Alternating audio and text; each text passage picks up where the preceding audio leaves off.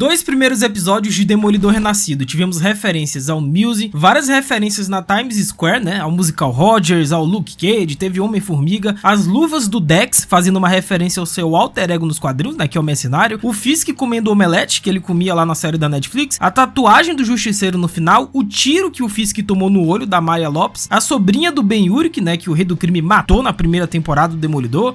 Meus amigos, começou a nossa cobertura de Demolidor aqui no canal e se preparem porque hoje a gente vai ver 30 detalhes, referências, easter eggs e até curiosidades de produção que talvez vocês não saibam ou não tenham percebido nos dois primeiros episódios de Demolidor Renascido. Simbora, que é uma das séries mais aguardadas do ano, finalmente saiu.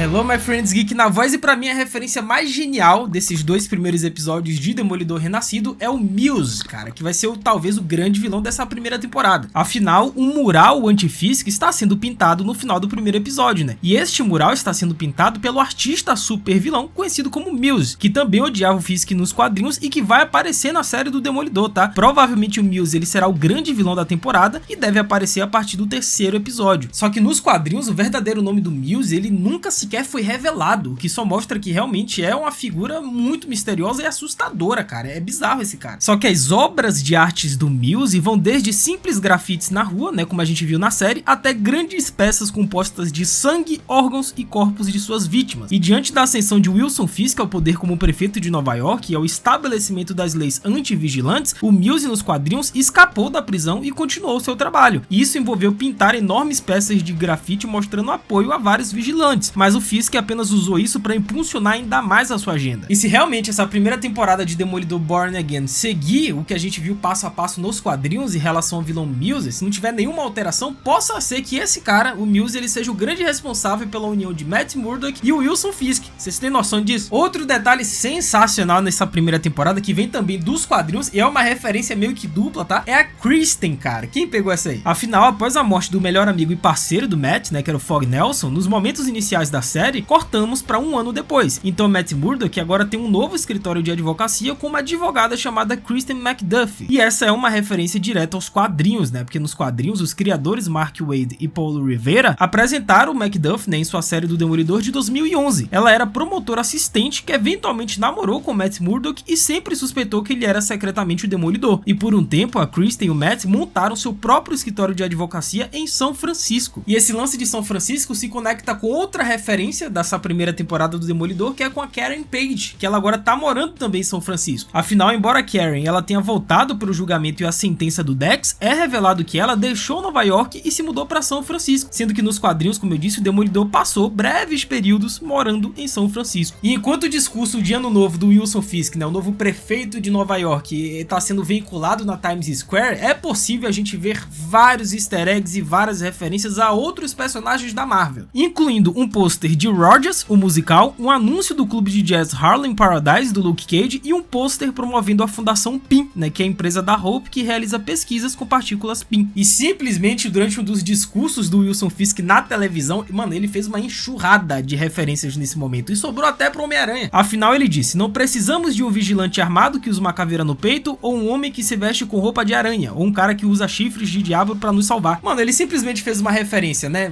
consecutivamente ao Justiceiro, Homem-Aranha e o Demolidor. Obviamente, já imaginou, cara, se em algum momento nesse MCU a gente vai ver o Homem-Aranha contra o Rei do Crime, que a gente já viu várias vezes nos quadrinhos, só falta a Sony liberar pra nós aí, né, o Homem-Aranha aparecendo nessas séries aí que vai ser festival. E um dos muitos interesses amorosos do Matt Murdock nos quadrinhos é a Heather Glenn, e ela entra na continuidade do MCU no primeiro episódio da série, né, porque no MCU a Heather é uma terapeuta célebre que conheceu o Matt Murdock em um encontro para um café marcado por sua amiga, né, a Kristen, sendo que o Matt Murdock nos quadrinhos ele já namorou com essas duas. O Matt ele é garanhão mesmo. Sendo que o nome do escritório no início do primeiro episódio, né, que é Nelson Murdock e Page, é uma referência direta à terceira temporada da Netflix. Afinal, Matt Murdock, Fog Nelson e Karen Page são vistos, né, saindo de seus escritórios de advocacia no início do primeiro episódio, e o nome foi escolhido por eles no final da terceira temporada, literalmente a última cena da série, sendo que Josie's é o mesmo bar que o Matt, Fog e Karen frequentavam na série da Netflix, né? A própria Josie inclusive fez uma aparição, né, ainda interpretada interpretada pela mesma atriz, Susan Varon. E depois que o Matt Murdock se torna seu advogado e sua história como Tigre Branco é descoberta, o Hector Ayala confirma que seu amuleto lhe concede força e poderes encantados, assim como o amuleto do Vigilante nos quadrinhos originais, cara. Sendo que nos quadrinhos o poder dele é mais extenso, tá? Eu não sei se eles vão colocar isso na série, mas nos quadrinhos o Tigre Branco ele tem até fator de cura, pra vocês terem uma ideia. O cara é muito forte. E mais pro final, um dos policiais corruptos que tenta matar a testemunha-chave no julgamento do Hector é mostrado com uma tatuagem de caveira do Justiceiro, embora seja uma bandeira americana na testa. E isso provavelmente se conecta, né, ao uso controverso do símbolo na vida real por policiais e militares, né, o controverso Blue Lives Matter. Acontece que o Blue Lives Matter é um movimento que surgiu para se opor ao Black Lives Matter, ou seja, é um movimento que prega pela proteção dos policiais. E durante uma conversa, né, o Fogg ele menciona que costumava trabalhar na Hogarth, Shaw e Benavides. Acontece que Jane Hogarth era a personagem de Carrie Ann Moss em Jessica Jones, série da Netflix. E também temos uma detetive da polícia, né, que apareceu nesses primeiros episódios, que é a Kim. A Kim também é uma personagem dos quadrinhos e teve até uma certa importância durante um tempo. Sendo que o símbolo de alvo, né, desenhado nas luvas que o Dex utilizou no início do primeiro episódio para poder fazer aquela atrocidade lá no bar e depois matar o Fogg, é simplesmente uma referência ao seu alter ego nos quadrinhos, que é o Mercenário. Pois é, o Poindexter, que a gente viu lá na terceira temporada nos quadrinhos, ele também é conhecido como Mercenário. Sendo que a máscara que ele utilizou nesse primeiro episódio, né, meio roxa, também é uma referência ao Mercenário. E outro detalhe sensacional também é a voadora no like embaixo. Aproveita que temos muitos detalhes, referências e easter eggs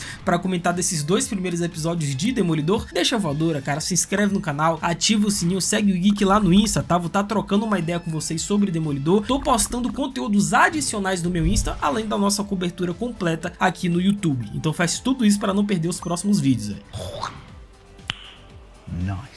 E pra quem não se lembra, né, o Dex, ele teve que passar por uma cirurgia na coluna porque o Rei do Crime simplesmente quebrou a espinha dorsal do cara no final da terceira temporada da Netflix. Sendo que a maior parte da luta entre o Mercenário e o Demolidor acontece em um plano sequência, né, que é uma referência às lutas clássicas de uma única tomada da série original da Netflix, incluindo a briga no corredor da primeira temporada, o bar de motoqueiros da segunda e a rebelião na prisão da terceira, né. Sendo que o Fogg Nelson, né, ele mais ou menos também já bateu as botas nos quadrinhos, né. É mais ou menos, porque teve uma história, né, de 2016, se não me engano, que o Demolidor ele teve sua identidade revelada e ele simplesmente foi parar na prisão, né, o Matt Murdock. Então o Fogg ele foi atacado enquanto visitava e mortalmente esfaqueado, né, com o Demolidor ouvindo seus batimentos cardíacos enfraquecer, assim como ele fez no primeiro episódio da série Renascido, né. Mas como a gente tá falando aqui de quadrinhos, o Fogg realmente sobreviveu ao ataque, apesar de um funeral ter sido realizado para ele, né, e no final das contas ele tava na verdade na proteção de testemunhos do FBI, graças a Vanessa Fisk. E com isso temos o Fisk, né, comendo o seu tradicional omelete, né, matinal, no café da manhã, obviamente, que é uma referência, cara, a todas as outras temporadas do Demolidor da Netflix, né, isso daí, quem não pescou essa aí, pelo amor de Deus. E com isso, a esposa do Fisk, né, a Vanessa, é mostrada comandando o negócio do crime, e um de seus homens, chamado Luca, é mostrado vestindo um agasalho, ou seja, isso sugere potencialmente que a gangue dos agasalhos ainda está ativa e faz parte do império do Wilson Fisk. E esse arco a gente viu muito bem na série do Gavião Arqueiro. É o que eu disse no meu vídeo anterior, cara, você não é obrigado a assistir as outras produções, as outras séries da Marvel, especialmente Gavião e a Echo, mas é interessante para você pescar esses detalhes, essas referências e quem sabe no futuro isso realmente se conecta, né? Mas se você puder evitar a série da Echo, por exemplo, é ótimo para você, porque é a pior série que eu já vi na minha vida. E é revelado que a Vanessa assumiu o comando das operações enquanto o Fisk estava fora em recuperação, e isso se conecta ao Fisk sendo baleado no rosto por Maya Lopes no final da série do Gavião em 2021, o que o levou a ficar temporariamente cego de um olho. E a Vanessa ela confirma que o Império tem controle sobre as 5 famílias, que representam os 5 distritos de Nova York. Sendo que todo esse lance, nesse arco do Wilson Fisk, ele se tornar o prefeito de Nova York, obviamente é uma referência aos quadrinhos, só que lá nos quadrinhos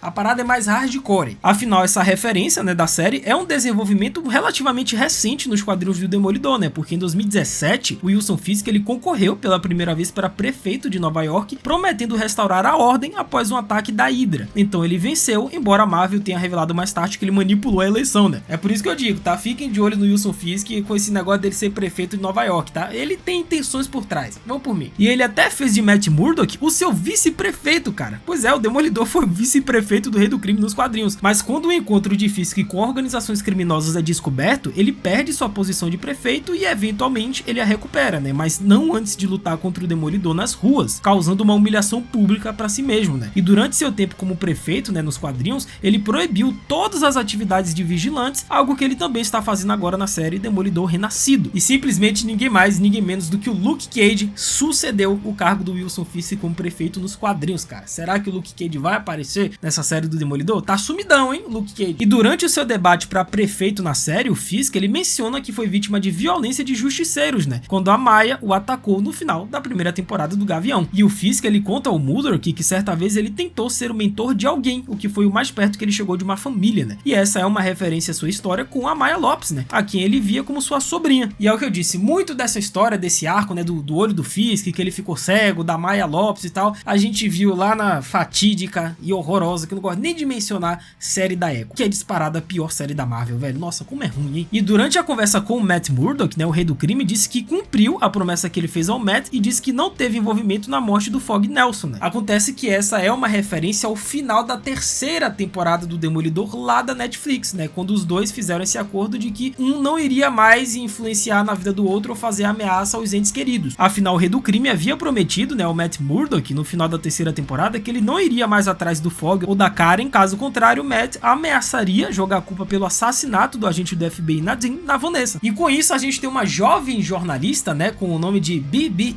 Urich, que tá conduzindo algumas entrevistas com os nova-iorquinos. E bom, vocês já sabem quem é essa menina, né? Só que mais tarde é revelado que o seu tio de fato era o Ben Urich, né, que foi jornalista da primeira temporada do Demolidor, que foi morto pelo Wilson Fisk. Então uma mulher, né, que foi entrevistada pela Urich disse que ouviu um rumor de que o Fisk uma vez esmagou a cabeça de um cara. E essa é uma referência à primeira temporada de Demolidor, né, quando o Fisk realmente matou um homem esmagando repetidamente sua cabeça na porta do carro. E quem aí pegou a referência ao Tratado de Sokovia, que a gente viu lá em Guerra Civil de 2016, né? Porque teve uma hora lá que o Wilson Fisk ele criticou o seu oponente pelo fato de querer registrar os justiceiros. Ou seja, isso não é muito diferente do acordo de Sokovia que a gente viu em Guerra Civil, cara. Olha a referência. E quem aí percebeu que o Pat Kiernan do jornal apareceu de novo? Afinal, o Pat, ele é mostrado na televisão interpretando a si mesmo, né? Ou seja, Demolidor Born Again é o 11º projeto do MCU em que ele fez uma aparição como âncora de notícias. Mas e aí, meus amigos, vocês perceberam outro detalhe, referência, easter egg que o Geek não comentou aqui, que vale a pena vocês deixarem nos comentários? Cara, comenta aí que eu vou ler e responder todo mundo. É isso, até a próxima, valeu, falou